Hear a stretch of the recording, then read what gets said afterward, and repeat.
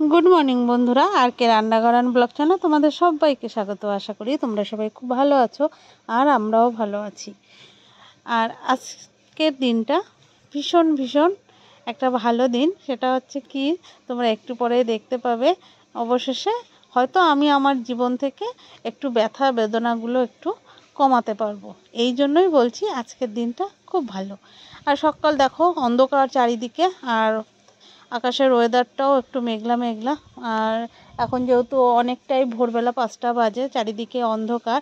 আমি ঘরটা একটু ঝাড় দিয়ে নিচ্ছি, কারণ বাড়ি থেকে বেরোবো এইভাবে তো বাসি ঘর রেখে বেরোনো যায় না। তাই যেমন তেমন করে একটু ঝাড় দিলাম যাতে বাসি ঘরটা না থাকে। সেইভাবে ঘরটা ঝাড় দিয়ে পরিষ্কার করে নিয়েছি। আর দুনিয়ার জুতোগুলো দেখো এখানে, সমস্ত জুতো এখানটায়।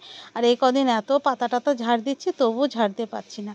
আর এই যে দেখো আমি কিন্তু স্নান করে ড্রেস চেঞ্জ করে নিয়ে মানে নাইটি ছেড়ে চুড়িদার পরে নিয়েছি। ভেবেছিলাম হয়তো খুব সকাল সকাল বেরোতে হবে, এবার তারপরে দেখছি যে না, আমার সঙ্গে যে যাবে সেও বললো যে একটু দেরি হবে, একটু দাঁড়াও। আমি তাহলে দাঁড়াবো কেন, তাহলে আমি একটু টুকটুক করে ঘর উঠোনটা ঝাড় দিয়ে নিই। তারপরে তো এসে তো আবার স্নান করতে হবে, সেই কারণের জন্য ভালো থাক, আর আজ কিছুই পাল্টাবো না, এইভাবে কাজবাজ সেরে নিই। আর কাজবাজ আমার ওদিকে মোটামুটি সারা হয়ে গেছে। আর এঁঠো বাসন কিন্তু আমি মাজিনি, ওগুলো সব বাড়ি এসেই করব। আর এই যে দেখো আমার পেছনে চাকার একটু ডিস্টার্ব হয়েছে, টায়ারটা বেশি হাওয়া দিতে পারছি না, টায়ারটা একটু ডিস্টার্ব হয়েছে। আর সাইকেলটা ভীষণ কষে গেছে, খুব একটা চলছে না, টাইট। আর তারপর পরে এই যে আমরা বেরিয়ে পড়েছি দুজনে মিলে, সকাল দুই বান্ধবী মিলে আজকে যাচ্ছি আমরা ব্যায়ামে। আর ওষুধ খেয়ে আর পাচ্ছি না, তাই আজকের থেকে আমরা ব্যায়ামে ভর্তি হয়ে গেলাম। আর এমনি রোগা হয়ে যাবো মতিগঞ্জ অবধি সাইকেল চালায় যেতে যেতে। চলো বন্ধুরা দেখতে লাগো।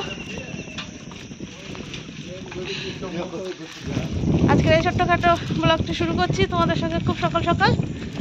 আমার পাশে থেকো, সঙ্গে থেকো, চলো। আমার দই দোকানে লাভ নেই, খেলনা দই দোকান 6:30টার সময় বাড়িয়েছে।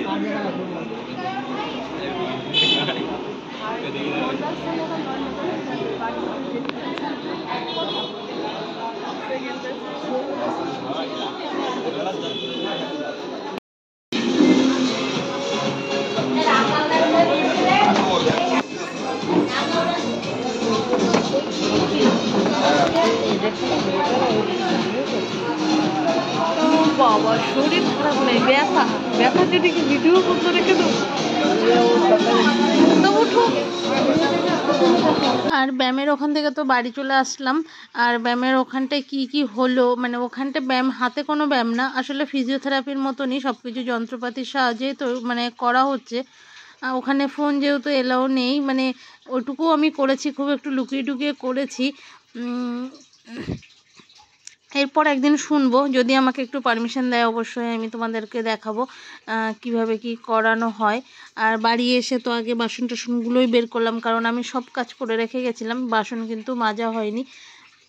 আর আগের দিন তো প্রচুর জামা কাপড় কেচেছিলাম, সেইগুলো সব মেলা হয়নি, আমি জল ছড়ানো দিয়ে রেখে দিয়েছিলাম।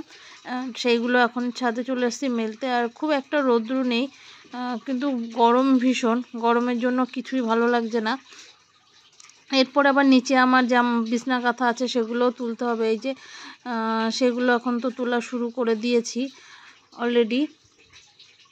আর খুব তাড়াতাড়ি করে কাজ করছি, কারণ আবার বিকালবেলা কিন্তু মেয়ের আবার নাচের ক্লাস আছে, সেখানে আবার যেতে হবে। খুব তাড়াতাড়ি কাজ করছি, আবার রান্নাও করব। তোমাদের দাদাভাইকে বললাম খুব হালকা পাতলা কিছু একটু নিয়ে আসো, সেটাই রান্না করব। তা বললো ঠিক আছে। আর আমি খুব তাড়াতাড়ি করে দ্রুত কাজবাজ সারলাম, রান্নাবান্নাও করলাম। আর রান্নার ফাঁকে আমি আবার একটু মন্দিরেও গেছিলাম, একটু পুজো দিতে গেছিলাম। সেখান থেকে এসে আর এই যে আসলে আমি যখন রান্না করেছি তখন তোমাদের সঙ্গে শেয়ার করতে পারিনি, আর তোমাদের দাদাভাই আর আমার ছেলেকে খেতে দেওয়ার পরেই তারপরে মনে পড়লো, তাই তো আমি আজকে কি রান্না করেছি সেটা তো তোমাদের সঙ্গে শেয়ার করলাম না। আর এই যে তারপরেই মেয়েদের স্কুলে চলে এসেছি, নাচের স্কুলে।